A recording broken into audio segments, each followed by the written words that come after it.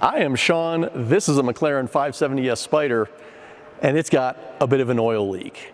I've come all the way to Colombia, South America, to fix a leaking V module, and I'll show you what that is here in a moment so you kind of understand what it is. It's not exclusive to this model. All McLarens have a possibility this could happen. It's not super common, but it does happen once in a while. So this being a Spider, I haven't done this specific thing on a Spider. I've done it on a coupe, not a Spider. So you're going to join me on my quest for replacing this V module on a Spider. Now, I'm not using my normal toolkit because I didn't bring it to South America. I live in South Carolina. Same thing, right?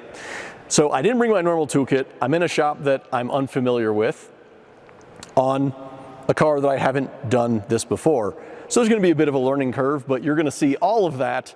Now I'll show you what the V module is. And this is the V module. Now, sometimes you get some jackass who doesn't know how to do an oil change and they over tighten the top here where this screws on and it cracks down here. I don't do that because I'm a professional, but sometimes that happens. That's one reason you might replace this. In other cases, one of these seals might go bad. I've seen that I think once, but you also might get a fracture somewhere along these passageways. You can kind of see what's going on here. There's a lot of different things that happen, different connections where it goes in the motor for coolant and oil. So it is possible you could have a coolant leak from this as well because it does put coolant through the system. So whatever way that this did fail, this is the whole module that we have to replace, and it is located under the intake manifold. So to do that, we have to access the intake manifold. That's where it gets a little bit tricky on the Spider. So let's jump in, see what all we have to take apart just to get to the part we have to remove to get to the other part. So the first thing we're going to do is take off the engine cover, and it's actually quite easy despite the fact that some people complain that they can't see their engine. It's easy. Now this is not factory, so in this case we have to work around it, but it shouldn't be too bad. There are some other ones that are very low and very weird, and you may have to possibly either take it loose or adjust it, but in this case we should not. So we're going to take these two screws out right here and here, and these are M4 hex. So we take these guys out, and that's all we have to remove to get this entire thing off. Now, something that you might not notice until it's too late is on this side there is an electrical plug right under here, and you've got to take that loose before this whole thing will come off. That goes over to I believe the third brake light is all that's connected to, but you don't want to rip that off because then you're going to have a problem. And as you can see, one person can do it. It's a little easier with a friend. Now, excuse my lighting because, you know, I didn't bring my own lighting to another continent, but this is the plug right here in question. It does stick on right there. So when you go to plug it back in, you just push it in. It's one of those tree pushing thingamabobs. But you can pull it off to unplug it. Makes it a little bit easier. And that's all there is to that. Just make sure you don't rip that off. There are two wires on it, and it'd be unfortunate if you have to do something with that. Now, making my best guess, this carpet is going to come out to reveal a panel with a lot of screws that are probably a 2.5 millimeter hex. So let's find out if that's accurate. That's how the other models are. You may find that this is glued in place a little bit, but it does come out. Just give a little tug across the way. That's how we know that this has never been out before in this car. And make sure you go from one side to the other to get the side unclipped. Be aware of these harnesses and that kind of thing so you're not pulling those. And also these parts down here that have to do with the position of the top. You don't want to damage those because then your top won't know where it is, and then that's a bigger problem. Oh look, I was right. It's a bunch of 2.5 millimeter screws. Now, what I have seen people do a lot when they screw this up is they forget about the ones that are right here. Now this is a different color. This has got a bit of a gray tint to it. On some of the other models, this is black. So you may not see these ones, but I've seen people try to pull this panel completely through. So make sure you're actually getting all this. If it doesn't pop off easy, you haven't gotten all of them. So you don't want to lose any of those either. But I'm going to go through all these and turn these by hand. Normally I'd have a tool for that, except for I don't, because I didn't bring that to another continent. Now with all these removed, as I would have normally done and then done in some kind of slow-mo, you can see you just peel it right off, comes right off, and this is our massive amount of access that we have to this end of the intake manifold. Wonderful, right? So this is where we're going to get to some of the screws over here. The rest of them have to be done on the other side. There are a total of 8 on each side of the intake manifold. But to get to those, you got to do some funny stuff. So I'll show you that. Now this car has got some aftermarket goodies on it. So this is going to look a little bit different than what you're going to encounter. So I'm not going to tackle that a whole lot other than kind of describe what's going on. The normal pipe that would go from here to here is just rubber. These are metal, has a blow-off valve, all that kind of stuff on it. So yours will not look like this, but you've got a 7mm bolt down here, 7mm bolt down here. You loosen those up, you pop these off. Now what can help in getting these loose, sometimes I don't want to, if you get like a large right angle hook tool and go under it, kind of go around it, that'll loosen up that seal. And then you can also try twisting it one way or the other, and that will help get those loose. So I'm going to remove these off camera, as they're a little bit different than what you would experience. But we also need to get the what we call the diaper off. We're going to take this off and this padded piece, so that's going to get all that stuff out of the way. On this side, you see it comes over here, and then we're going to tackle the ISG and get it removed. That is 8mm screws here. There are 3 of them in total, and then you got this guy right here that is a 10mm. When you take this 10mm off, you're going to have this clamp. You take this clamp, take the screw completely off, take the clamp, spread it apart. This black piece right here will pop off of it. Now, this would be a fantastic time to do an ISG delete if you have the parts for that. Unfortunately, I did not bring enough of them on this trip, so I don't have one to do that now. But you do need to unplug this right here as well. Helps if you just get a flat screwdriver under there, pick tool, pops that up. Take this off, and then they'll give us a little bit more access. So after I get those off, I'll show you what we're working with. Now we've gotten the diaper off, which is kind of a pain. The aftermarket stuff off, which again, yours won't be like that. And now we've got the ISG diaphragms that are up here. And these are T20 screws. They're really small, but there's 4 of them in there. You take them out, and lo and behold, that moves out of the way. It's just that easy. Now we're going to get down and dirty. You know those that diaper that we took off up here? Well, guess what?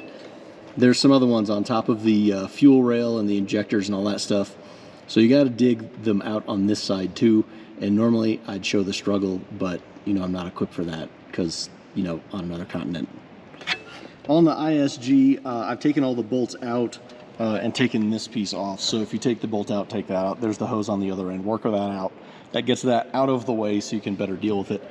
But on the ISG, we've got 1 screw where you can't really see it so well, right down there. And then we've got 2 more, 1 right here and 1 right there. Those are all 8mm, like I said. 2 of the bolts are pretty long and 1 is short. And after you get those loose and take this plug loose, you just, you know, do that and it's out of the way. Now the next things that we're going to take off are going to be the throttle bodies. And that's this piece right here and this piece right here.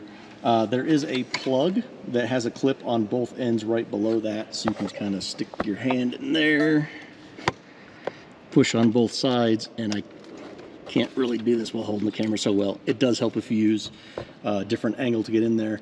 We may have to go from that side and stick your hand in, so I can't really do that so easily on camera. But these are M5 bolts. They're all the same length. 1 there, 1 there, 1 there, and then there's another one tucked under there. It just makes a square so you can figure out how to get in there. We've got the same thing on both of them, so I'm going to remove both of those, and we're still not even close. So this is one of the fuel rail diapers that I'm assuming you've already removed because I told you to, but this is what they look like. Grab it, pull it out, might hang on things. Who knows? They suck. They're a pain in the ass. They're there to make it just a little bit quieter. But why do you make it quieter anyway? So yeah, we're just gonna do that. And now we've got all of this stuff apart.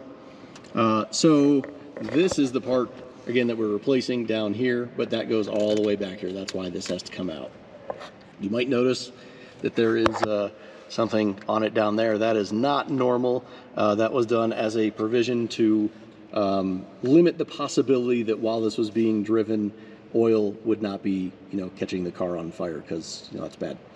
So we are going to get access to the front, because, that's a good place to start. But in doing that, you've got some of these hoses and all these things to deal with, which is, kind of annoying. So if you pull these out, that gives you a little bit of room to move this. Particularly this hose right here, there's one bolt that is straight down, and if you take where this is and kind of spin it around, you can actually usually get through, at least on the coupes, you can get through the hole that makes to get the bolt. And that's the only real difficult thing about this side. On this side, this stuff is in the way. So you've got to get this clamp, take it loose, because this part is connected to the intake manifold. You have also got this connection right here. This clamp is going to be the bane of your existence. You're going to hate life, and if you have kids, they will learn new words getting this clamp off. You also need a small clamp to go back on here, unless you're some kind of masochist and want to put your clamps back on. You also have, if you notice right under here, this red connector. And this red connector down there. Again, this is a lot of fun to access, right? That red connector, you have to get under the top of it and pull it straight up. And when you do that, you're going to move that backwards. That is a fuel line. So that you will get fuel that comes out of that. Don't be concerned about it. It will also evaporate. You don't have to worry about cleaning that up. You won't get a too awful amount out of that, but you should get a little bit. And then below that we can't even see it, and maybe I'll be able to get it there at some point. Probably to get to those, we're going to have to unbolt this, but we're going to see how far we get. Can we actually get those connections loose? More than likely, I'm going to try to unbolt this and slide it this way towards the rear of the car to give us a little bit more room to do these things.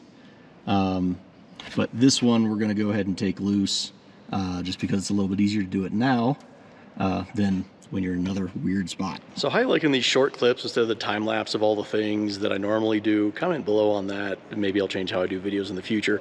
But in the meantime, I've gotten this off of there from that clamp, and what I did use are these, so locking pliers. What I would normally use is a special tool for those, and they're wonderful, but I didn't bring it because another continent. Probably before we get those out, we're just going to try to move it back that way. So like I said, there are 8 bolts. There's one straight down here on both sides, and then they go along here. So when you actually look, you're going to see one on the very end on the inside here. So you're only actually going to see like, I don't know, 6 of them. But then on the other side, if I'll be able to show you, so there's one like here, and then there's one right next to it, like right there. It's kind of hidden, but it's diagonal from it, kind of by the same runner, just like that. So just kind of look for it in there. If I can show them to you, I will, but I don't think I can because, it's kind of crammed. Okay, so I lied a little bit. If you look down here, you'll see one here, and then maybe you can see the other one right there.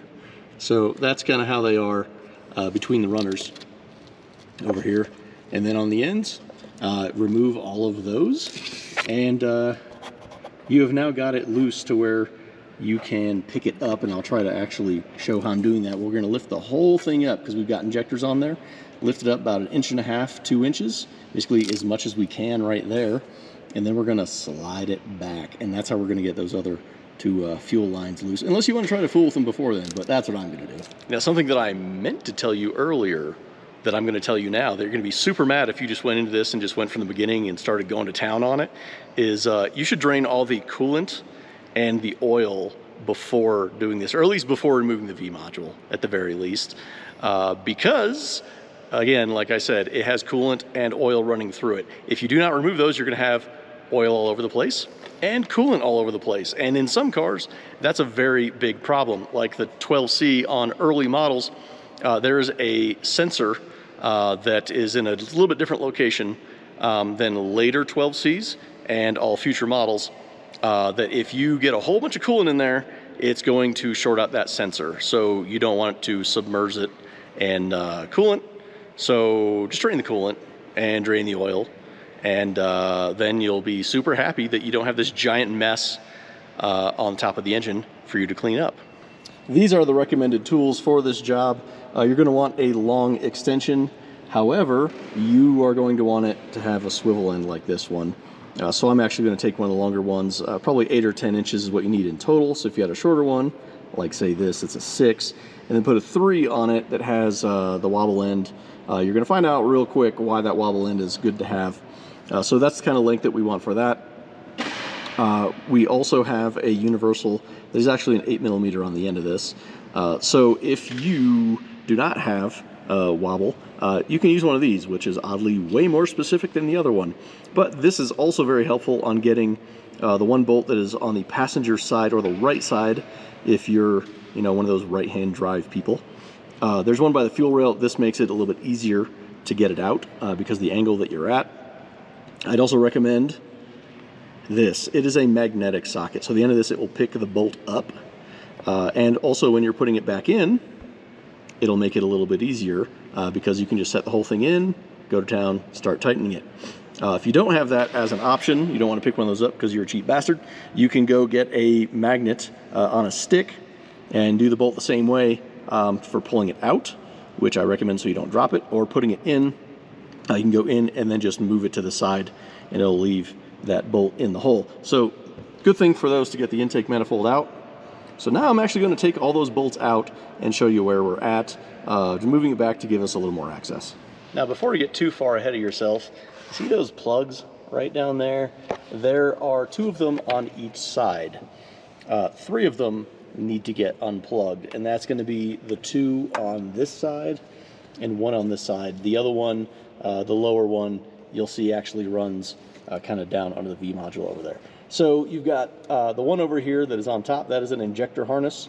You have another one on top, that is an injector harness, and the other one goes to some other stuff over here for these sensors that detect all the light that I just dropped. So that stuff is connected to the other one. Make sure you unplug those. They are on little slides, so you can kind of pull them off one direction to get the plug loose to where you can get your hand there. Only one side of it clips in. They're pretty easy to get off. I can't really with one hand and in this cramped space, so you know, fool with that and figure it out.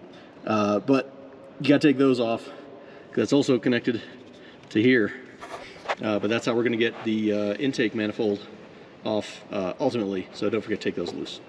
If you're trying to get this loose and you just can't seem to do it, it's because you forgot this one probably. So this one actually, as you demonstrate, this yellow piece, you just grab the side, pull it straight up, then you can push on the clip and pull it right out. That goes on the fuel rail. Stuff that to the side, so don't forget that guy either.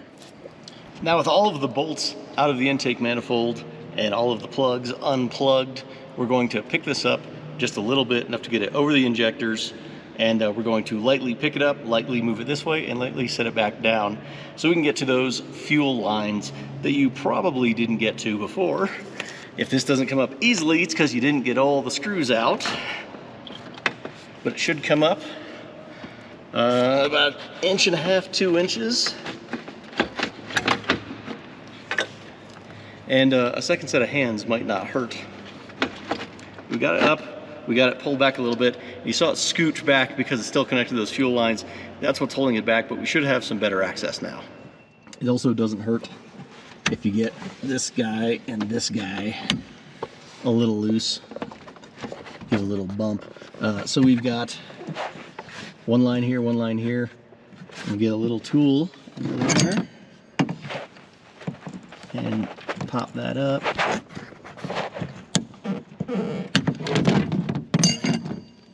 and that didn't quite do it. I may use a different tool for that, but we're going to lift that up. And then the fuel line, see if I can actually manage to get my hand in here. I don't think I can get my hand here and the camera up, but that is the line on this flat spot right over here. There's these two spots, just pinch down like so on those, pull it back, and then those two will be loose. So let's revisit that after I actually have some space and get in there and do that. Now, I got ahead of myself here, forgot to turn the camera on. This piece that goes across here, it's a T30, a T30, T30, T30, 8mm, 8mm, and then this sits in there like so, and there's an 8mm, 8mm there. Take all those out. You don't want to break this when you take it out. There's a little notch in that piece. Just kind of tilt it, manipulate it. This comes right out. This is pretty expensive, and it really sucks to replace. So do that. And then next we're going to take this guy out, because if you can't tell, it goes in sideways and it hits right here. So we have to be able to make room here. I had a feeling this was going to happen, but I tried it anyway. 10mm bolts down there. 2 over here, 2 on the other side. This guy is, wait, 8? No, it's an 8mm. My bad. 8mm down there. To get this guy out, we're going to get it loose so we can move it around. So this will go whee. It is a new day because we just had to kind of stop where we were struggling, but I'll show you what I just did because I forgot to put it on video, and I am in a functioning workshop that is open now, so you're going to get a lot of background noise and that kind of thing. But here's where we're at. I managed to get the intake manifold out by loosening the bolts on this. So we've got the 8mm that we took out of that. This just kind of tilts back. You don't have to disconnect any hoses or any of that stuff. And then the tricky part of getting this out is you more or less have to take it from where it is, tilt up like this, and then you can clear everything that's down here. So you tilt it up, it's kind of wiggle its way out. Now you don't quite have enough room unless on the intake over here there is a sensor that bolts in right here, and that's where this plug ends up. So unplug it, move the sensor out, because this sensor is just enough to hit right over here, which makes it so you could not actually pull this out. So you pull that sensor off, that's going to give you just enough clearance to kind of wiggle it all the way out, and you're good to go. And this thing just, funny enough, just kind of pops out after I struggle with it for quite some time. And I would say now comes the fun part, except for getting the intake manifold in and out is kind of the, quote, fun part. So we've got 10mm bolts, and we've got 8mm bolts. And some of these just hold on the cooler, and some hold the entire V module in. So we're going to remove all of those bolts. We've got a total of 5 on each side. 1 down here, over here, these 2. So these small ones with the head facing up, those are going to be for the cooler. The ones with the bolts facing up are going to be for the V module itself. Take them out on both sides, and this bracket and all that stuff has to get moved over, but make sure you don't have anything connected to this bracket like the other harness that's on the other side. Make sure all that's disconnected, and this will come out. You might have to force it a little bit because there's the seals that are on there. And another point that I will mention here is you might notice that I have covered up all of our air inlet ports. However you want to cover them, be it tape, it's not going to leave a residue, or just stuffing towels in there, something like that. You want to make sure that you have zero possibility of having any of these bolts fall down in there, because that can be a bad time. So we're going to get all of this out.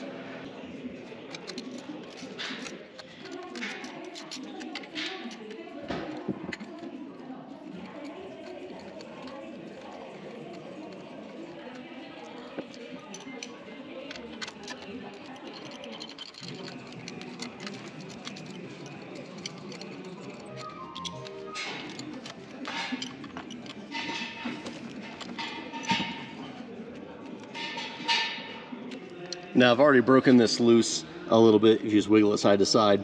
But I'll give you an alternate way of doing this bracket. If you use a ratcheting 8mm wrench, you can get down here and take these 2 8mm bolts. I believe they're 10mm on 12C650. But on the 570, it's an 8mm bolt. Easy to get down there. You just kind of unbolt those, So you can unbolt that bracket so you don't have to disconnect the harnesses from the bottom. But then if you get this, don't forget, as I just did, there is a coolant clamp down there.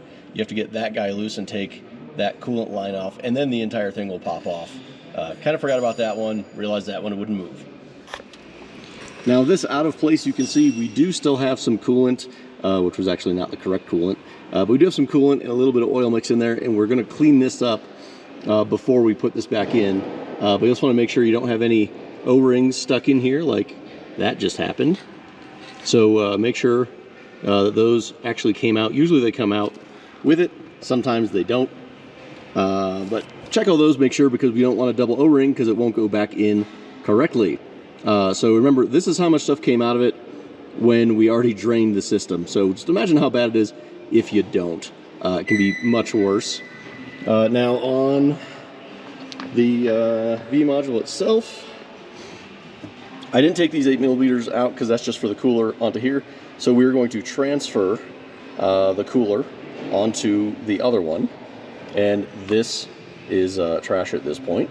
So we're just going to transfer that over, and then this whole assembly will be ready to go back in. Something I forgot to mention, when you take this off and move it around, you might notice that there's some coolant and oil and that kind of thing under there. When you move this around, maybe you don't have anything coming out of it, and then as soon as you tip it one way or the other, all of a sudden you're going to get fluids coming out of it. So just be aware that you can create a mess with that, depending on how you move it. And just because you move it one way and you think it's done, you might move it another way and more comes out. That's how you avoid a mess, is just kind of be aware of that. Don't have it sitting over the car so you're not dripping on the car, that kind of thing. Now that we've got these separated, they come apart pretty easy. Don't worry if any of the O-rings come off with this, because we're not reusing them. We have new ones right here. Another thing to note on here is because you're essentially doing an oil change, you do need to change the oil filter, but lucky for you, there's an oil filter that's already in this.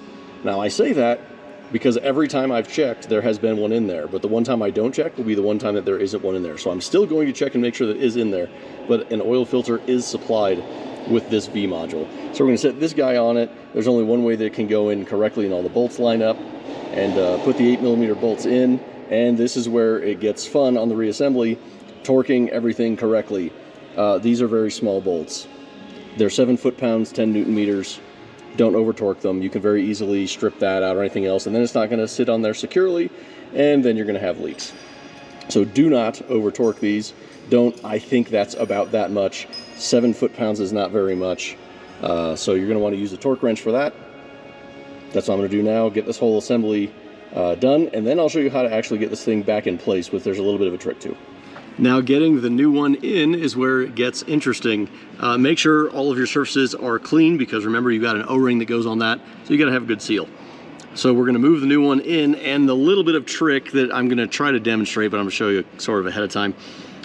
You do have these inserts, and that's where different parts on that new V module sit in. But you can't go straight down because you've got this guy over here. So what you've got to kind of do is set it in this way, get the pipe directly on top of that connection, and have it as low as possible but not quite there. Kind of slide it in and move it this way. It should go down flat. If you go to put the screws in and you notice that it's not going in easy, not lining up, you don't have it perfectly flat. Maybe you left an O-ring in here. Maybe you just didn't have it quite all the way to this side for it to sit down flat, but it should go right in, sit perfectly flat, and then put those bolts in, which are, again, are going to be 10 Newton-meters, 7 foot-pounds for those guys. And that's the studs that go back in. And we're gonna get that in now, and hopefully you can kind of see how I'm doing this. Not sure how well it's gonna come across from this angle.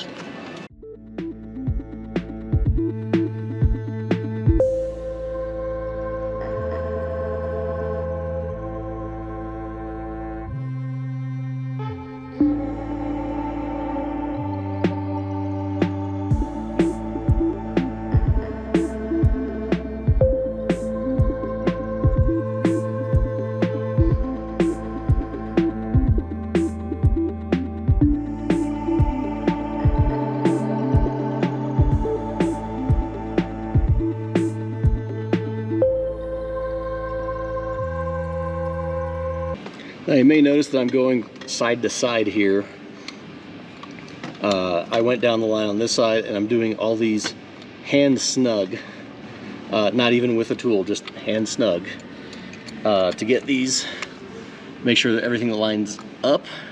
And then I'm going to do a cross pattern when I go to torque this.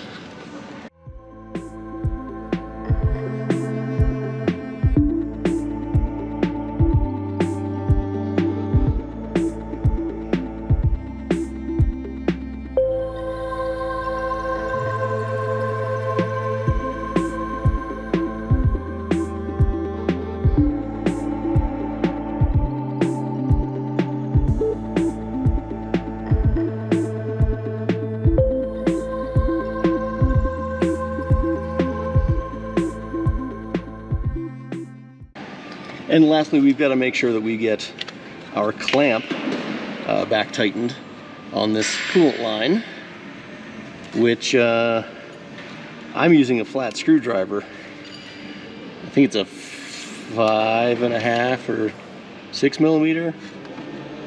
I don't know, it's one of those, but get that tight. Now, I think it should go without saying that at this point, it's just go back in the reverse order, but there's a few things I'm going to point out, like torque specs and angles and things of pertinent nature to this. Otherwise, I'm just going to not going to show you the boring stuff.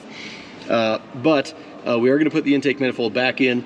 You can tell we pulled all of this out, all of the towel we had in here to block this off, because you don't want to leave any of that in there. So make sure you don't have anything of whatever it is that you stuffed in there left in there. Also, make sure you've got a clean mating surface. All the gaskets are going to be reused on this intake manifold. You do not have to replace them. Perfectly fine to go back in. Just make sure everything is clean there. Again, make sure you're not dumping anything in there while you're doing all this. And I'm going to try to get the angle right to drop this right in, and it's probably not going to work. So there's probably going to be some editing magic behind getting this in. But the angle does have to kind of go in like so, this way, and it more or less has to go straight in, back a little bit, and then pull it forward so we can get those fuel lines from before, which I have a new note on, by the way. So on this red hose, there's one of the fuel lines. If you try pulling straight up, you might be able to get it, but it's a lot easier. On either side, there's a little spot that you can't really see while it's up. But if you take those and you kind of push them back that way on both sides at the same time, then the whole thing will slide up much easier. And then, you know, this where I pointed out the two green connectors, if you move it that way, when you push them in, it makes that come out a lot easier too. But this one, the big thing is when you put it back in, you want to push it in all the way and then push it down, because of those clips on the sides. If you don't have it quite right, it just won't go in.